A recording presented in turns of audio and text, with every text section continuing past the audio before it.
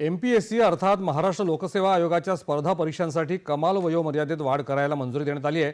सदर शिथिलता ही एक वेळची विशेष बाब म्हणून लागू करण्यात येत आहे। राज्य शासनाच्या सामान्य प्रशासन विभागाने याबाबतचा शासन निर्णय काल प्रसिद्ध केला।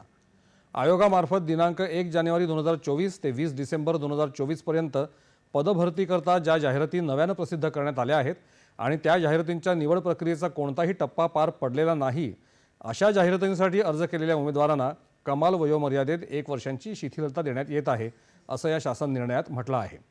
राज्यातल्या सामाजिक आणि शैक्षणिकदृष्ट्या मागासवर्गाकरता राज्य शासकीय सेवेतील पदांवर नियुक्तीसाठी आरक्षणाची तरतूद करण्यात आली।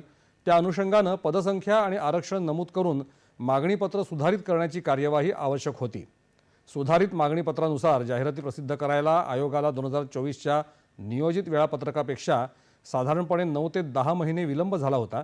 त्यामुळे अनेक उमेदवारांनी कमाल वयोमर्यादा ओलांडली असल्याने परीक्षेसाठी ते अपात्र ठरले होते। या पार्श्वभूमीवर शासनाच्या या निर्णयामुळे MPSCच्या लाखो उमेदवारांना दिलासा मिळणार आहे।